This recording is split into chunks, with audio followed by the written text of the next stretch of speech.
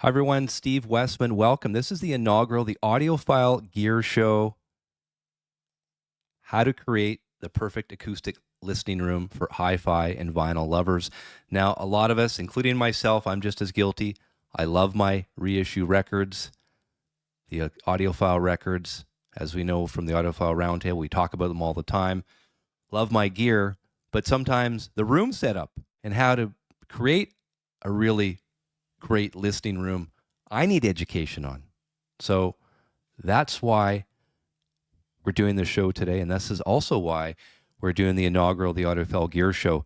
So we get all the viewers to become even more educated from all the incredible people that are out there that can teach us these things, such as how to create the perfect acoustic living room. So my first guest of this inaugural show, his name is Norman Varney. He's the principal consultant and owner of AV RoomService.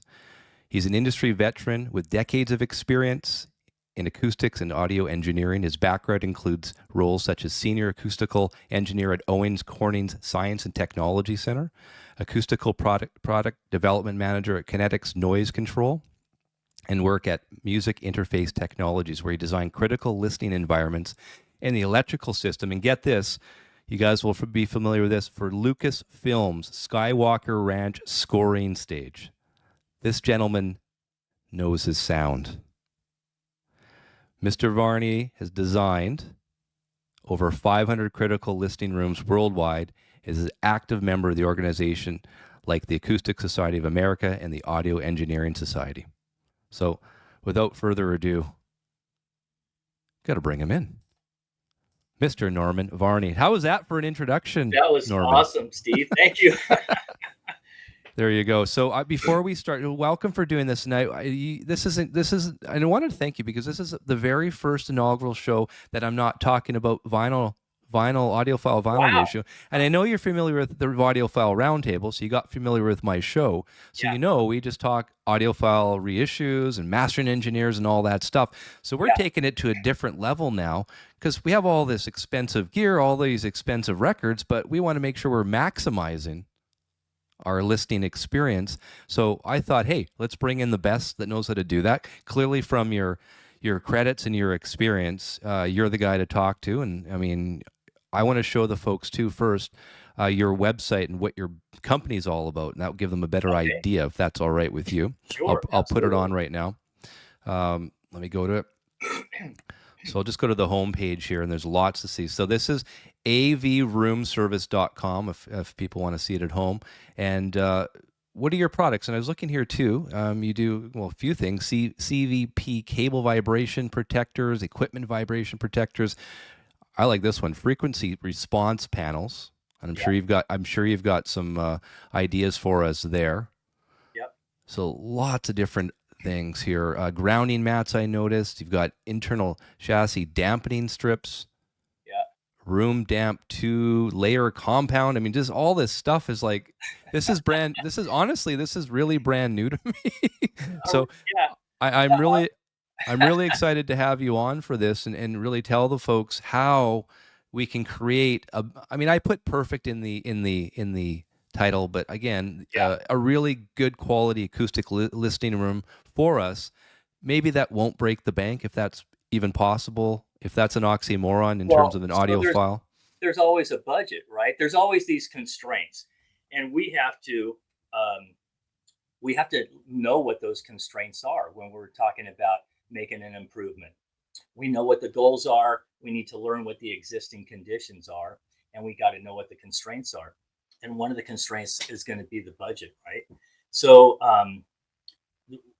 we have to learn those things so that we can optimize it. So I don't like to use the word perfect because there's no such thing as a perfect room. The other thing that acoustical engineers don't want to use is soundproof. So keep that one in mind. There is no such thing as soundproof, and there's no such thing as a perfect room either. But there's an optimal room for you and for me, and for whatever the situation is. There's going to be an optimal, meaning the best that it can be given whatever the constraints are, the limitations that exist. We'll make it the best that it can be, and we'll also be able to prove the performance too. We're not going to just guess at it. This is science driven. And so, yes, the ears are the final arbitrators, but we're going to get there with test data, acoustical characteristics of the room, computer modeling, and understanding or test data of acoustical products. And then we'll again use test gear to investigate, to make adjustments and so forth, and use our ears as well. Oh, I can't hear you. You're muted. We'll paint this picture. So we'll use me as an example. I want to really make my room optimal in terms of acoustic listening. So what would you do in terms of helping me do that? I live in Vancouver. You live in Ohio. Yeah. How does There's that two ways. work? How would that work? Yeah. It used to be that I had to come out there to collect on-site acoustical data. And that's still the best thing to do. I still do that. But there is an alternative. I can have you now, because of technology, I can have in the last, say, 10 years or so, I don't have to go out there. Excuse me. I don't have to come out there and run the test myself.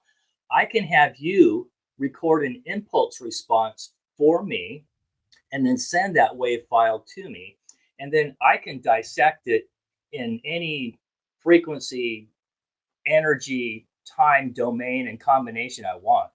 And I can learn what for example, the reverberation times are, maybe some first order reflections, what the noise floor is, your dynamic range, all those sound quality attributes I can look at. And then we can make adjustments. We can figure out, okay, this is Steve's room, acoustically characteristic of Steve's room. And so this is how it's behaving now. These are the existing conditions in your room. And we want to get the conditions to here. What's it going to take to get from here to here? And that's going to be some acoustical products, maybe some placement or repositioning. It might be absorbers. It might be scatterers. It might be HVAC noise to get the noise floor down. You think about, for example, before we even get to sound quality, we have to talk about noise control. Excuse me. And that might be HVAC, for example.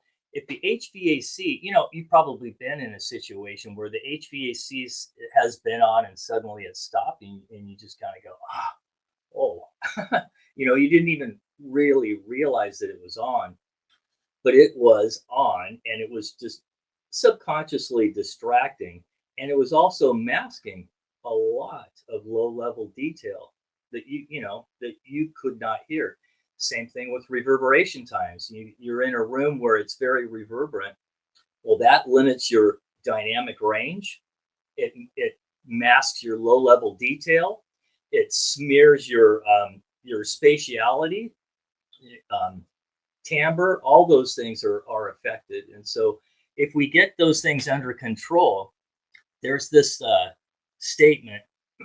Excuse me. Just had dinner, so I am my throat is congested. There's this statement that I'm well known for, and that is more than 90% of the audiophiles are experiencing less than 50% of their system's potential. So right there, I'm going to stop you. Okay. Say it one more time. More than 90% of the audiophiles are experiencing less than 50% of their system's potential. I love that because from my shows, you've watched them. We talk and debate about best sounding reissues, audiophile reissues, and all the mastering engineers and how, this one sounds great. This one has, less bass and blah, blah, blah, as you know. Now, knowing this, we're really not taking advantage of the equipment that we have and the records that we buy, which are expensive, as we all know. Yeah.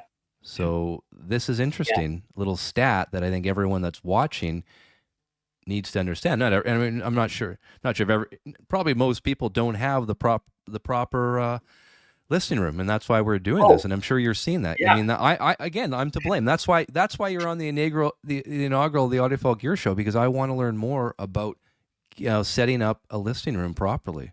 Steve, I'm gonna use you as an example. Now, I don't know the Uh-oh. characteristics of your room at all, Yep.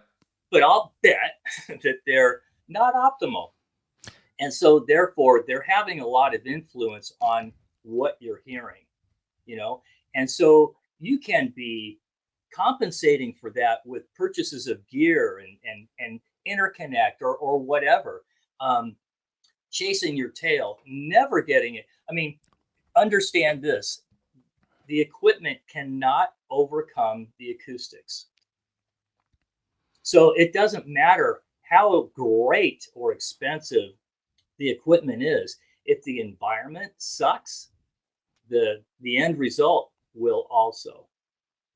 If you have mid-fi gear set up right in an environment that's great, it'll sound great. A state-of-the-art system in a poor environment can never beat it, you know. So yeah, that's important, and people don't they don't think about acoustics. They, or let's say they don't think about it seriously enough or early enough or whatever. Well, and I think the pushback you're always going to get from people as well, they're spending a lot of money on their gear, obviously on the records. If they watch Yeah. my show, clearly, and then it's like, oh man, I got to spend more money. Nah, I'm not going to do that. It's one of those. It's an urgency thing. Oh, It doesn't. And I know you've probably had that before when oh you're gosh, yeah. dealing with people. It's not the urgency there. But what I'm hearing from you is this should be, before you're buying the records, before you're buying the next big, record player or amp or speakers, let's get this room treated first. So for example, when I design rooms from scratch. When we're designing the recording industry, the recording industry, the first thing that's thought of is acoustics. The first aspects of the design are all about acoustics, not the gear. In the audiophile world, I'm generalizing, it's just the opposite. So The with acoustics are maybe never thought of. Well, you know why, right? I mean, because speakers and gear are sexy, Norman. Sexy, yeah. Yeah, well, Acoustic room treatments now. let me throw this at you though.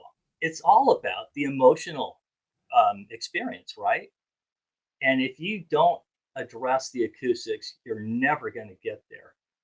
And to me, that's what it's all about. I mean, microdynamics, to hear the emotion of the performer, if that's a big one to me. And if I don't have an environment that allows that, I don't get that information. I don't get that emotion. I don't get that experience. So So yeah, it's important. someone like myself, I've got obviously, decent gear, great sounding records. I'm only getting 50% of the quality out of my equipment and records based on my room configuration currently, without the Yeah. proper, yeah. And I So think poor investment. Yeah, that hits hard. But so so that's fine. I can be the the test here for everyone that's watching, because I know I'm probably in the majority, and I know you, and of course Yeah, that I am, because I mean yeah, this is your profession to deal with this. yeah. Now, I think what it boils down to for most of us is, like, number one, it's the educational part, and Yes. that's why you're on today. I want to get as educated as possible. I want to get my viewers and my subscribers who are into this as educated as possible, talking to the right people, and also, too, thirdly, it's going to boil down to price. Yeah. Yeah. Okay. But and I'm glad you brought that up, because really, in fact, my presentation at the trade shows this year is that's really what it talks about. It is that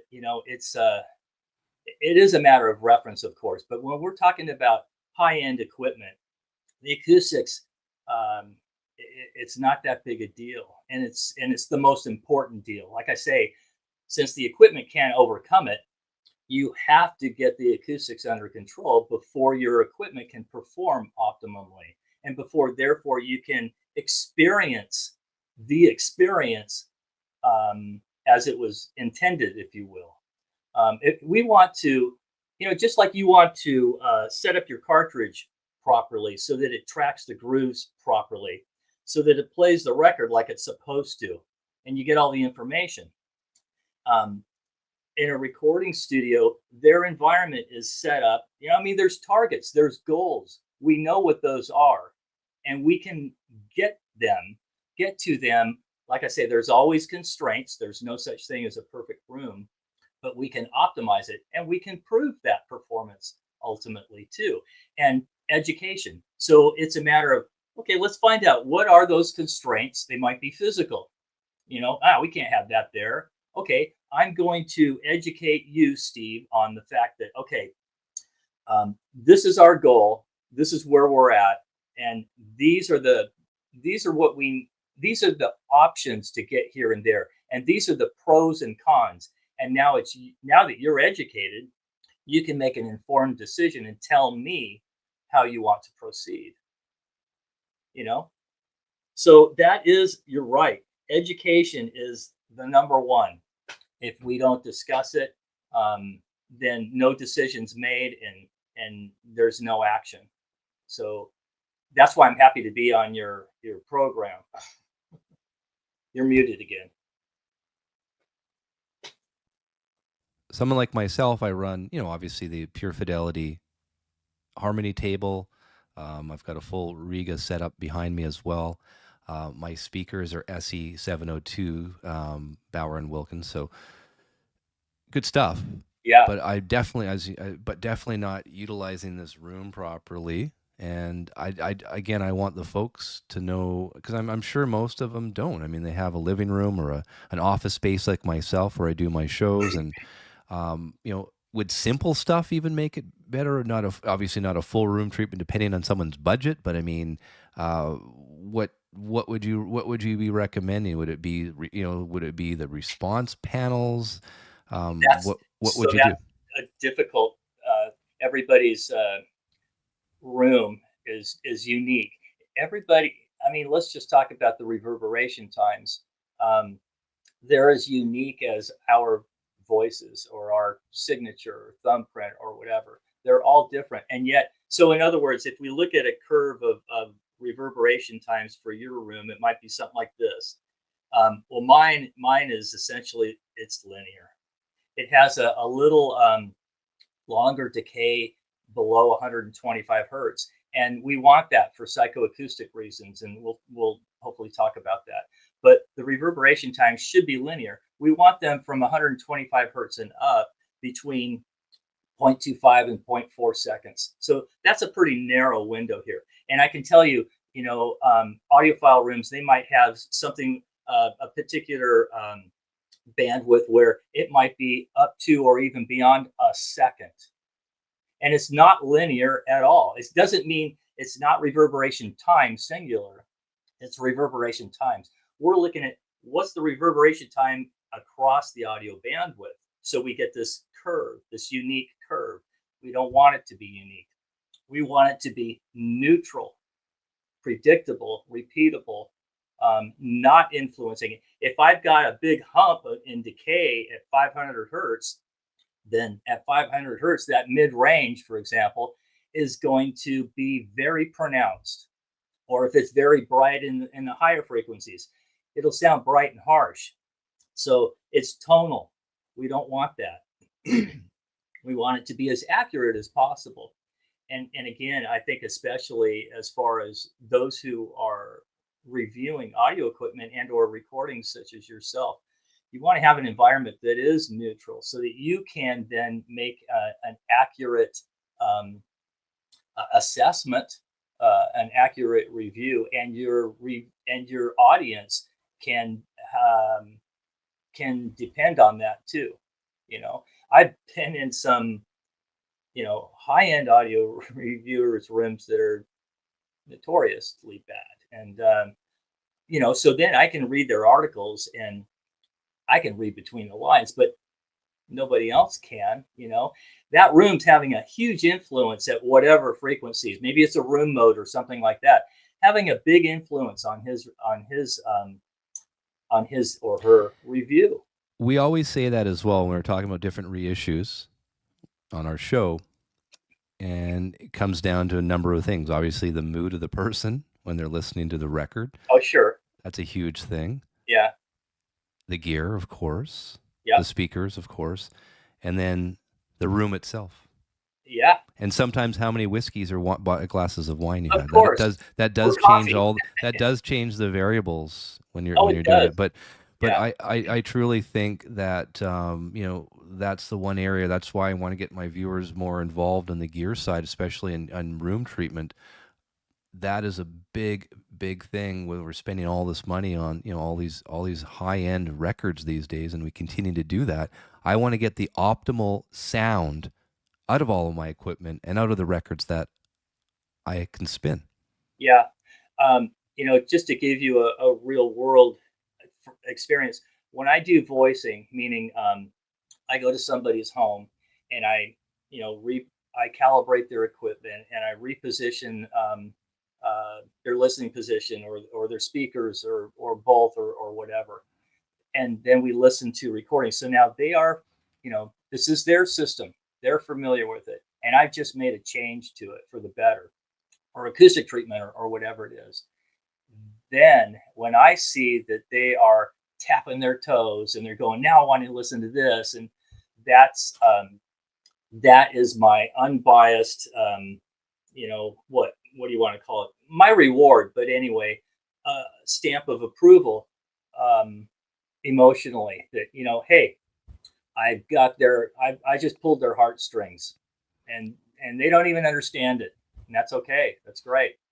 Here's a question for you. So you treated a client's room. You need to test it. One rock album, one jazz album. Which ones do you use for the test? One rock album, one jazz. Okay, and you're gonna laugh, but I'm gonna probably I'm gonna pick Martha by off of the White Album. Martha, My Dear. Martha, My Dear, because it starts out just piano. Yep. And gradually then you add guitar and drums, acoustic guitars, and then horns and strings and the piano alone. I've grown up with this, so I know it. I've played it on 1,000 systems. Hold on, is it the stereo cut or the mono cut? That's another thing we need to get. Well, yeah, that's true. It's gonna end, and is it the remastered or whatever? Yeah. What I have on, because I'll take my list with me. What I have is the remastered from 2018, I think it is. So that's the recent remix by Giles Martin. Yeah. Okay. Yeah. It's nice. Mm-hmm. Yeah, it's different, but it's nice and revealing as far as separation and spatiality. It definitely reveals all the instruments. Why it's the way they remixed it. So I mean, you get to hear them all for sure. Yeah. Okay, yeah. So Martha, My Dear for a rock album for testing the environment, and then for the jazz side, because you got to get the jazz in there. So jazz, gosh, it could be maybe something with Ray Brown playing upright bass. But so I have a voicing CD, Steve, and it has a whole bunch of stuff on there because I'm listening. This particular cut. Now I'll always start out with piano because that's very revealing as far as voicing, harmonics, transients, spatiality.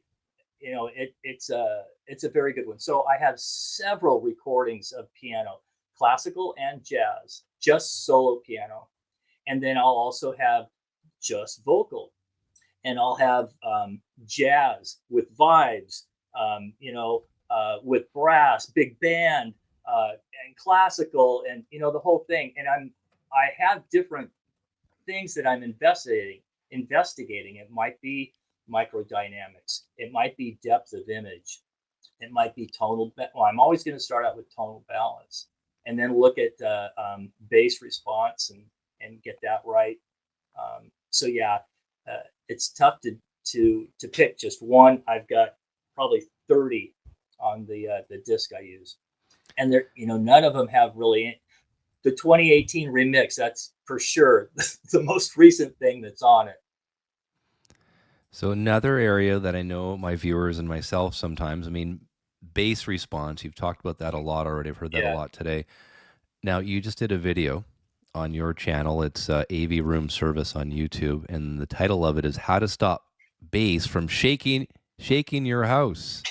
Yeah. So that is probably everyone that doesn't have a proper room treatment, including myself. Yeah, of course. I put on Stone Temple Pilots, the recent reissue by Acoustic Sounds for Atlantic 75, and it shakes my house, Norman. Not good. Not good, right? But I like Not it. good. So that's bad. So everyone that's watching, shaking of the house. I mean, I love that record. It sounds amazing.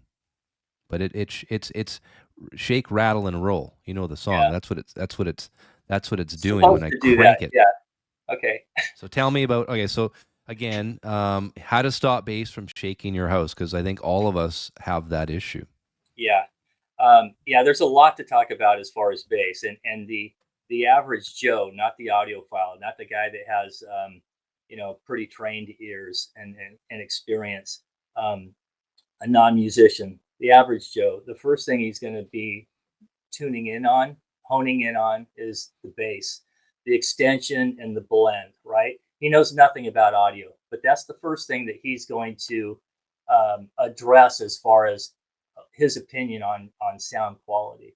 Well, so when we're talking about bass in a small room, small rooms, there's just a whole set of disciplines regarding small room acoustics. They're different from, for one, let's qualify that we're talking about a playback environment. We're not talking about a performance environment. We want, as we said earlier, we want a neutral environment. The bass response in a small room is hard to control because of the room modes and so forth. But also the structure is going to resonate. And what I talk about on the video is the fact that from that point of view, let's say your loudspeaker and or your subwoofers are resting on the floor, which is common, typical. Maybe they're on a shelf. The shelf's resting on the floor.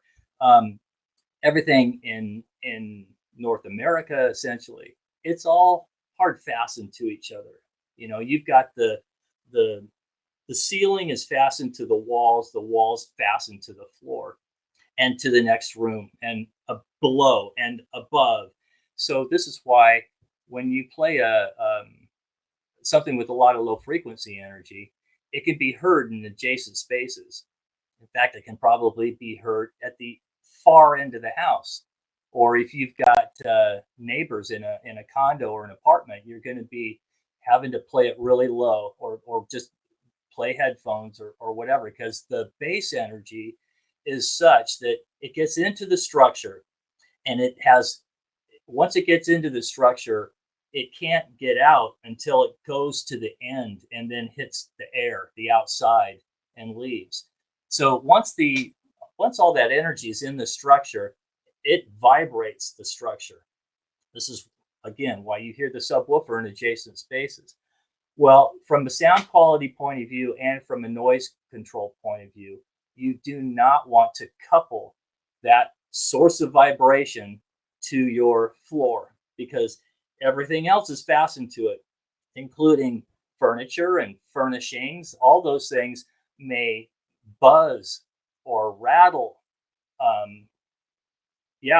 And resonate too. The resonating thing is a big deal. So when you are playing a loudspeaker and coupling it to the floor with spikes, even making it even worse, let's really couple it to. So no spikes on speakers. No, because now we are making a really efficient conduit, and we are making sure that it communicates well to the floor.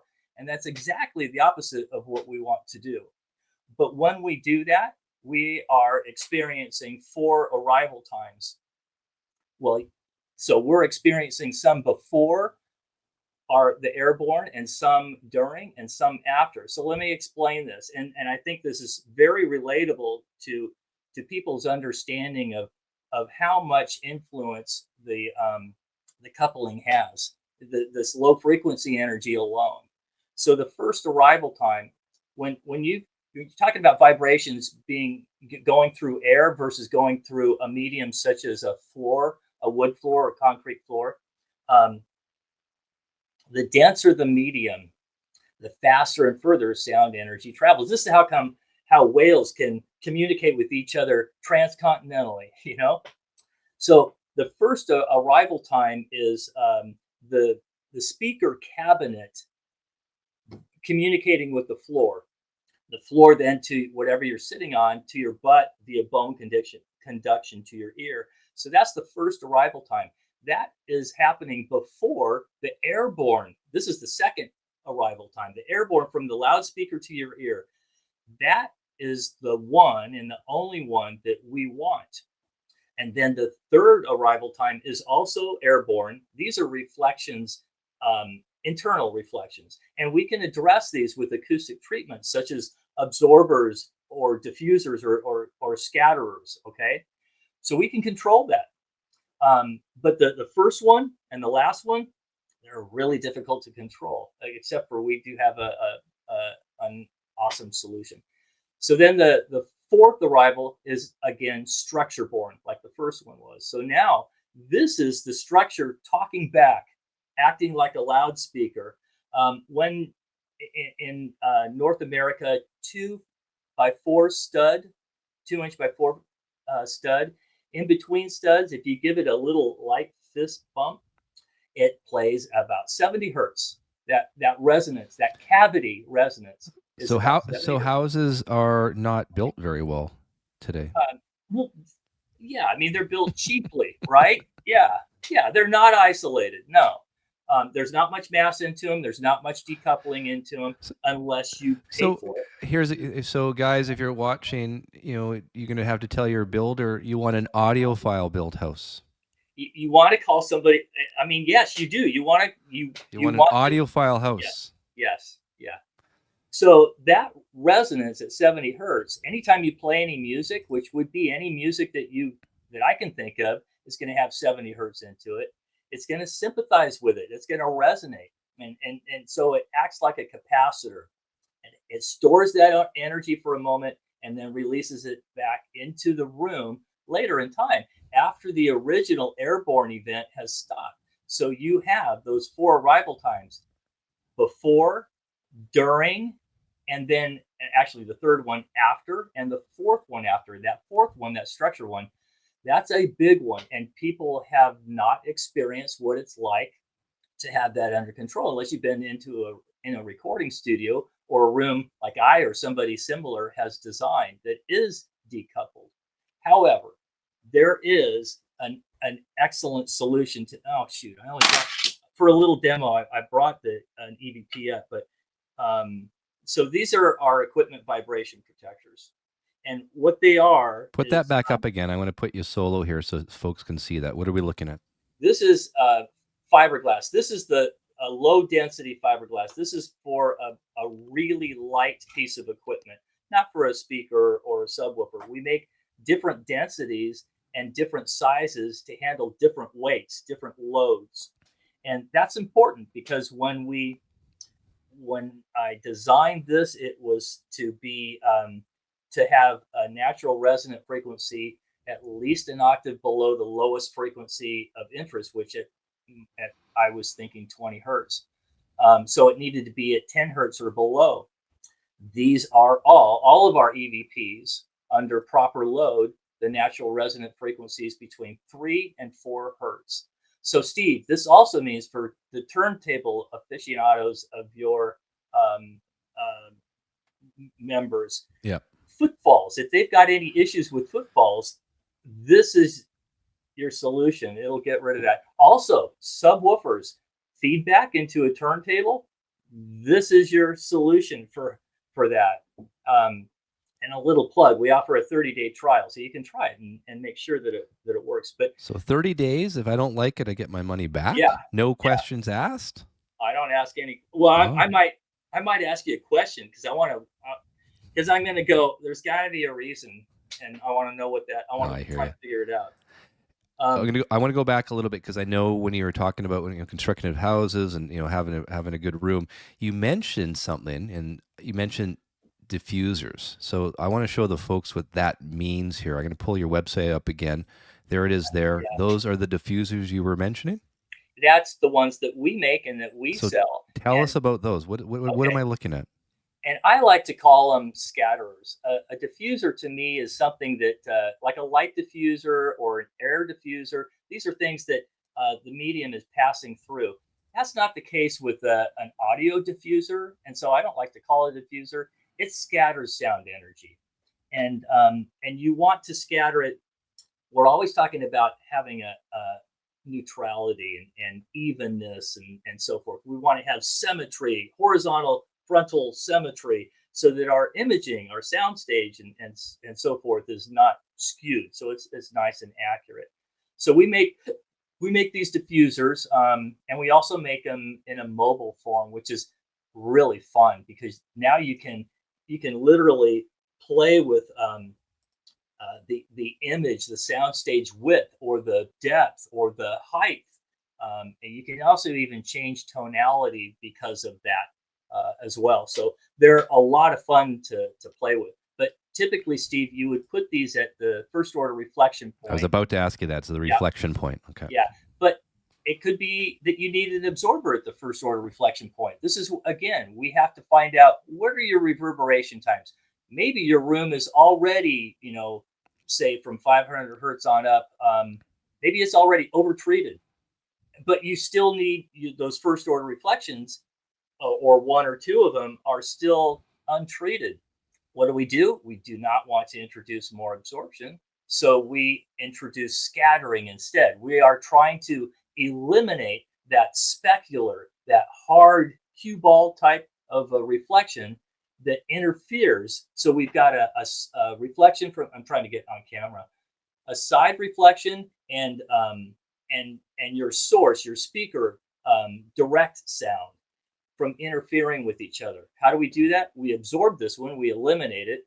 We want to have it attenuated by a good 10 dB, and we can do that with absorbers, or we could do it by scattering that energy. In other words, we dilute it and spread it back into the room rather than having a hard specular. Yeah. So back to the diffuser. Yeah. Or rather the EVP and how they're made. So what it is it's fiberglass. These are layers of fiberglass. So depending on the density, it's how many layers of fiberglass we put in there. And the fibers are all intermingled with each other. So the vibrations from your loudspeaker causes movement. That causes friction. So it converts mechanical energy into thermal energy. That's the simple truth. So it's an amazing product that costs very, very little and is super easy to install. And that's on your website as well? It is. It's on the website. And I of all the acoustical products I'm aware of, and certainly of all the ones that we deal with, this is the coolest. And I'll tell you why. Well, question for you too. What would be the one product you would say you have to have, everyone that's watching? This is it. That's the product. It is. It is. Everyone should have it. Okay. If you've got a portable, and I have customers that have a you put this under anything that, any loudspeaker, for example, and you're going to hear an improvement because it's going to quiet the structure. People have never experienced what it means to have the structure quieted. I'm not talking about interior reflections. Why this is so cool? It's about the least expensive product we make, almost. What would it cost the folks to get? I'm just have the website up again here where they can order this. Yeah, right? You can go to the store. The small ones, regardless of density or felt or rubber finish, the small ones are $150 each. And you may need 3, you may need 4, you may need 5. There's a calculator. You put in the load and it'll tell you what your options are. Where is that on the website? I'll go to it right now and show the folks. Go to EVP under products. Okay. Go to EVP, yeah, up one.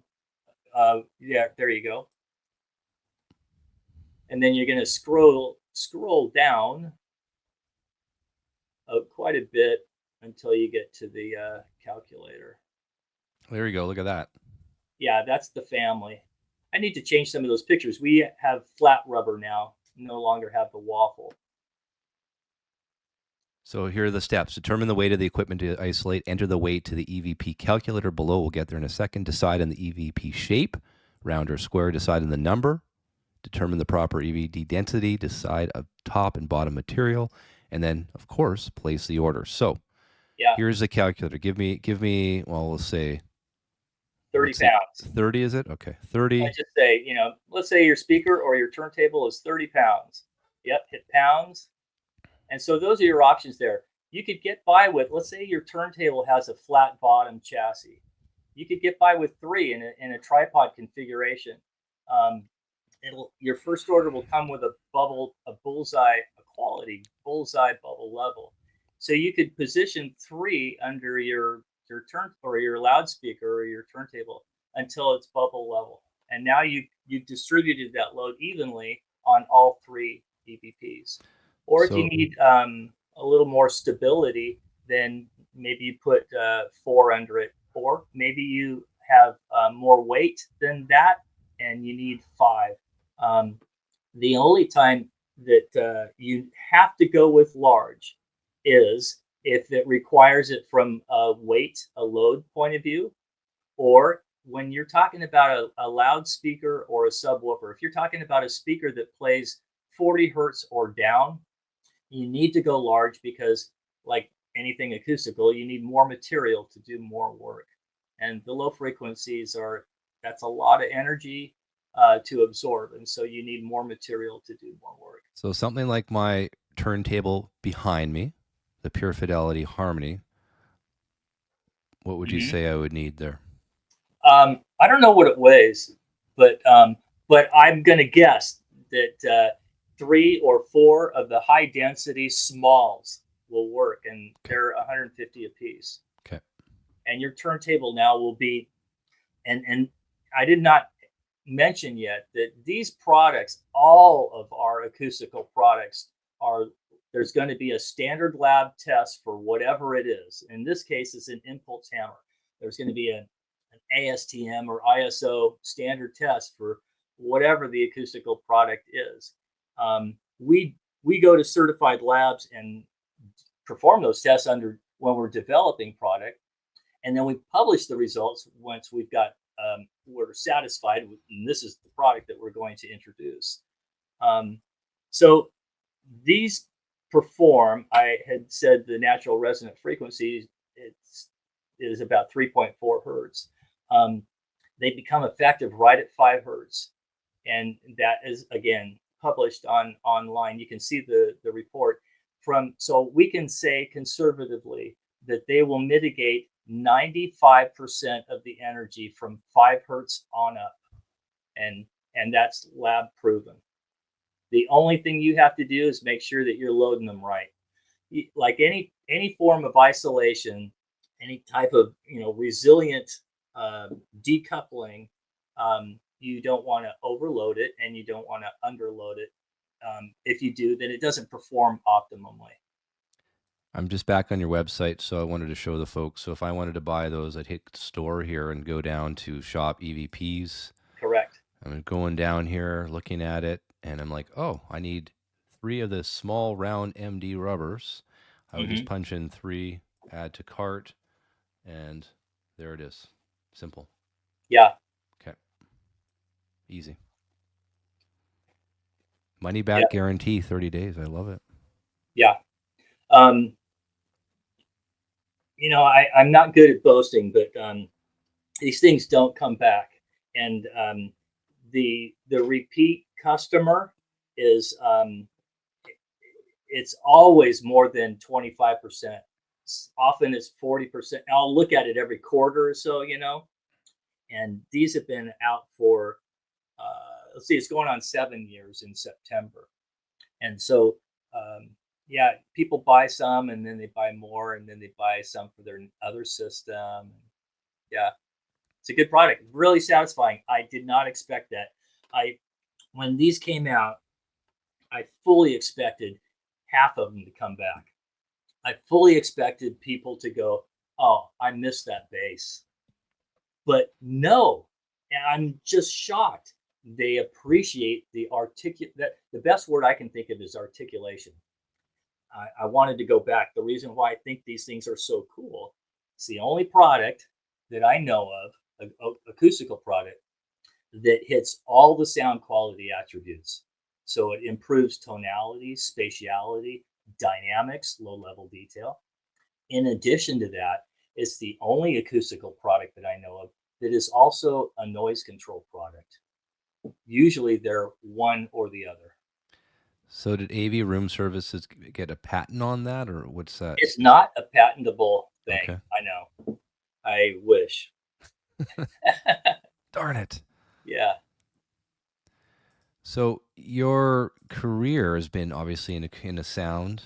I mean, I read off your bio at the beginning. You were with Skywalker Sound. So is that where you got a lot of your ideas from as well, for No, this no. company, or how does that? So at the time, I was working for MIT, um, and when that came up, so I wasn't working for Skywalker Sound. I wasn't working for them directly, but I came up with an idea. MIT was working with Skywalker Sound, and I came up with an idea of electrical isolation that was we're talking, this was like 1996, 95, 96. So a long time ago. Don't age yourself, Norman. Don't age yourself. And this was at the time really innovative. Still pretty innovative. Skywalker, they had their own power company on the premises. They have their own Hold on. Skywalker Ranch has its own power company. They are not connected. They're not on the grid. They're not on the main grid. Then Right. they have their own grid. They have their own grid. So it never goes down. They had. Oh, I don't know about that. Do they have their own like waterfall power generation system as well with everything too? I mean, that's no. But they do have their own fire department too. It's a pretty cool facility, and I've been out there numerous times. So the electrical was they wanted to improve the electrical even from what they had in the scoring facility. And so just the long and short of it, what was innovative is that we then got the scoring facility isolated from the rest of the facilities. We isolated the recording equipment from the playback equipment and the digital equipment from the analog equipment. And we introduced really nice cabling with isolated grounds, home runs, and a grounding reference grid under the studio. And that was, it was I'm sure a multi-million-dollar deal, price tag. But I'll bet this was, like I say, back in 95 or 96, I'll bet that still might be the quietest AC power and quality of any recording studio. I just wanted to go back again on those the pucks that you were talking about. If you had to choose one piece of gear to test it on, I think you said record player, but I just want to make sure that you didn't say that yet. I thought you did. So now let's go back. Let's roll back here because I'm curious on those. What piece of gear would you choose for those pucks? What would it be? If you have subwoofers, the biggest bang for your buck on the isolation. For sure. If you have subwoofers, otherwise your main speakers. The speakers, that's going to, because of this, Steve, if I put it under my turntable, my speakers are still exciting the whole structure. So I want to control the problem at the source. So I want to isolate the source of my vibrations. And in doing so, everything else will be affected. Remember, with acoustics and setup and calibration, there's everything affects everything, right? But there's always a priority. There's a hierarchy. You need to do this first. If you do this before you do this, you're not going to benefit, or maybe not benefit much. There's always an order, and so yes, the number one.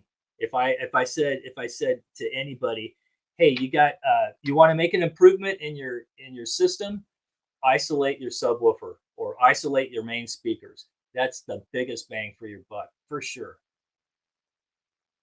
Forget about new pieces of equipment.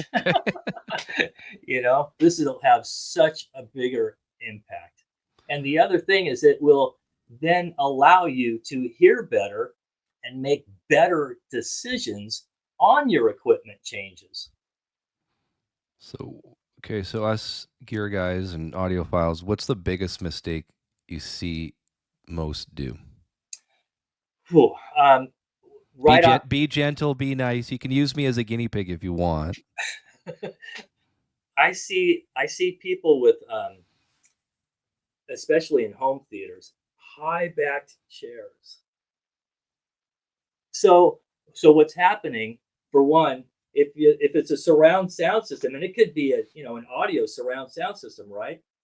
You're now blocking the surrounds, and you are reflecting the fronts. So that is by far the worst and the worst mistake and the easiest one to remedy. Another one that I see frequently is, and I'll see this it's pretty common with audio reviewers as well. They'll have a giant coffee table right in front of them. And I understand they've got their laptop or they're making notes or whatever. That's a huge reflector. And it has a big influence on timbre and spatiality. And, So being a minimalist clearly helps, is yeah, what I'm putting together here. that's true. Yeah, that's very true. Yeah, same with electronics, right, Steve? If you've got a simpler chain, um, the less electronics, the better the integrity of the signal is going to be, because there's fewer, even if it's just connections. If there's fewer connections, and obviously if there's less electronics, the integrity of the signal is going to be better. So you go to a lot of these gear shows, correct? That's so Yeah. there must, tell me about the setups there. You guys are in the hotel rooms. It's not your ideal or not your Yeah. optimal Right. acoustic listening room. Not at all. So how do you overcome something like that? That's always been my question. Great question. Thank you. It's interesting. I've been at this for so many decades, and it seems that lately, the rooms, I see less acoustic treatment in the rooms, and I can also say that those that do have some acoustic treatment sound better than the ones that don't. But you're right; they're terrible environments. They're really small rooms, so they're tough to deal with. But it doesn't take much. You were asking, what's it take? In a small room like this, for example, at the was it Expo? Yeah, at the last Expona, I treated a couple of rooms. We drive to Expona because it's about a 5.5 hour drive. So we bring bigger stuff and we bring some acoustic treatment for a couple of people. And so we'll just bring some 2 foot by 4 foot, 2 inch panels. Now these are only going to be effective from 500 hertz on up. But if I can put a couple of those on the first order reflection points on the side walls in a room, oh my gosh, that really helps out. And so I'm getting rid of that first order reflection or plural. And also simultaneously, I'm controlling the reverberation times of the room some too. At this last one, there was a guy that actually he did an impulse response of the room. And when I was setting up one room, he called up and he goes, "Hey, I've got an issue. Do you have any extra panels?" And he had a reflection that was so bad, Steve, that it was a flutter echo issue. Okay, so it was a disaster for him. So my question is, did he recognize it or did you just? Oh yeah. Okay. Oh no, he recognized it. He I think, did he use Rue? No, he used Bach. And so he was able to, with a test microphone, plot it and see it as well. So then coming in, now I ended up bringing a couple of panels, but to get rid of that flutter echo, I only needed to place one panel in the right spot and get rid of it. And we could all, obviously, now it's gone. It sounds great.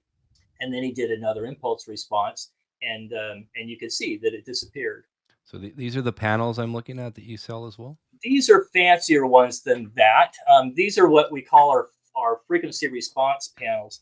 These are not cheap. So there's several different panels dealing with different bandwidths, and then they get concealed with a stretch fabric system. So this is not an inexpensive system. But yes, they also completely conceal themselves. Like here, now we don't deal with that little diffuser anymore. We just deal with our polyflex. But fabric would go be stretched across all this. So when you walk into the room, you don't know that there's any acoustic treatment unless you go up and touch it. You can't see that it just looks like a regular room. Man, I would have a really deep conversation with my wife now if I want to turn this room and treat it properly. Right. Man, oh man, this is killing me. Well, how big is your room? It's just an office in my house upstairs. So Steve, it's going to be pretty easy to control. Now, I say that low frequencies are more problematic in smaller rooms, right? Because the room modes are more pronounced. They stack on top of each other. They draw attention to themselves. It's difficult. But from the mids and highs, we don't have much to treat. There's not much volume in that room. So a little bit of absorption goes a long way. So, these panels that I'm talking about, if you just got a panel, a wrapped panel, and hung it, probably a 2 foot by 4 foot, you're looking at whatever, $150, $200 for a panel. And who knows, for your first order reflections, let's say that we need, again, we have to look at reverberation times too. But your first order reflection points for one speaker, you have 6, right? You've got one, that loudspeaker is going to reflect on all 6 surfaces. Maybe you've got carpet, or you can get a throw rug for the floor.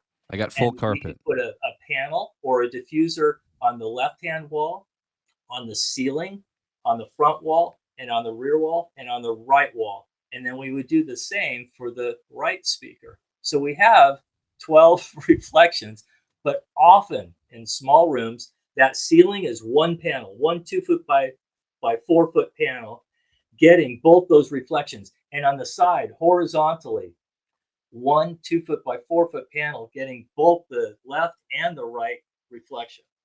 Amazing. So it's not much money at all, and just has more impact than buying a new preamp. So tell the folks, buying a preamp or buying a couple of MoFi one steps or whatever, right? So something like that, just the basics to really sprucing up my room or the viewer's room. What would we be looking at? Just a basic amount to invest into your optimal listening room. Well, if I'm understanding your question right, the first thing that we've got to do is we need to collect data on the room. Okay. And the least expensive way to do that is people can reach out to me and I can send them a sheet on how to do this. But there's an app that works on iPhone or iPad, and you would pop a balloon, as simple as popping a balloon and recording that. It's actually software that's designed for the microphone that's in the iPhone or iApp. You can go beyond that and calibrate it to that, or buy a better microphone and calibrate it, and so forth. But anyway,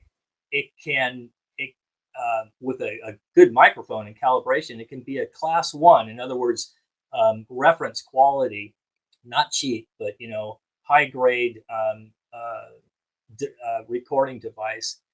You can do a sweep, or you can just get a large latex balloon and pop it in a the way I prescribe, and send that wave file to me, an email, and then I can open that, And then I have the software where I can look at, well, just to tell you real quick, the report that you get from me is going to be about 24 pages. And in that report, it will talk about each of the acoustical characteristics and where you are, what they mean, where you are, where we want to be. And also it will give you a list of, after I analyze it, here's the recommendations that I would do in a hierarchical order. And as I said, we would be able to know how to address the first order reflections, the reverberation times. We would know the noise floor. I would be able to say, hey, Steve, you've got to address that HVAC, that kind of thing, or whatever I might see. It's important to have somebody who has the experience and the knowledge to be able to tell you what you need to be doing. And what is so important, and part of my my trade show presentation this year, is that it's about science, and that there is there's going to be a formula that is right for your room. It's a prescription, and we do not guess at this. You can't call up a manufacturer of acoustic panels and say, give me a free quote. I mean, you can do that. It doesn't work though. They have nothing to work from.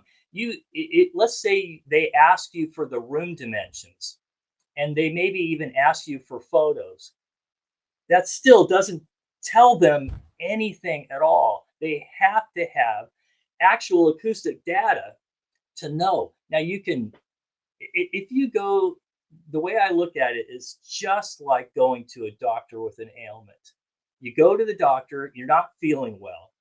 You describe to him, this is my problem, and I want to feel like this, so that he has an understanding of, okay, then we need to perform this test. We're going to run a test. We're going to take your blood, whatever.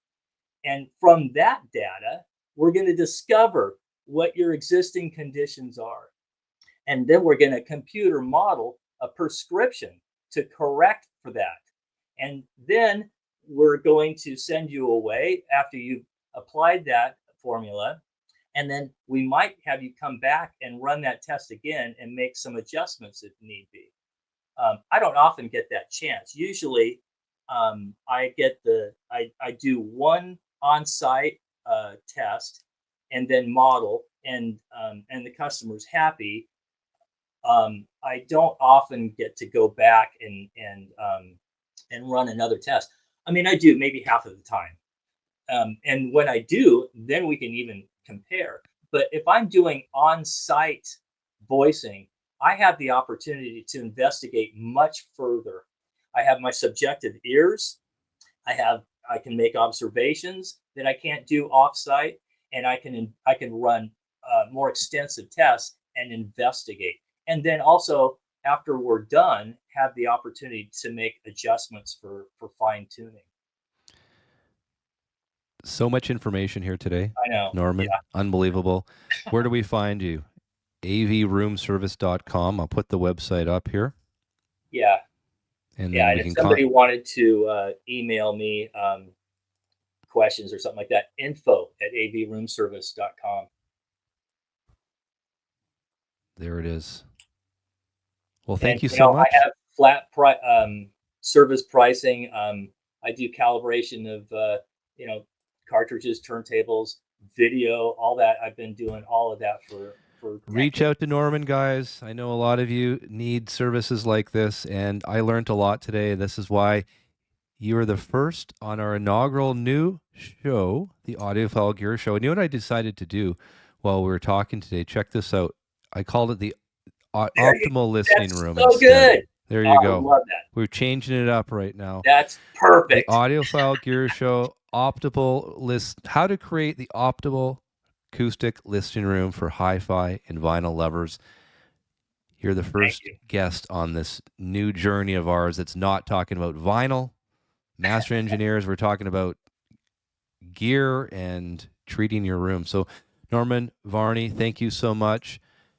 It was a pleasure. Thank you. avroomservices.com. It was a real pleasure chatting with you again today. I'm glad you could come on, and thanks again for supporting the Audiophile Roundtable as well. I'm glad you enjoyed those shows, and we'll continue with that. And I hope the folks get a lot out of today's episode. It was awesome. Thank you. Yeah. Thank you. Yeah. Thank you so much. All right. Bye-bye.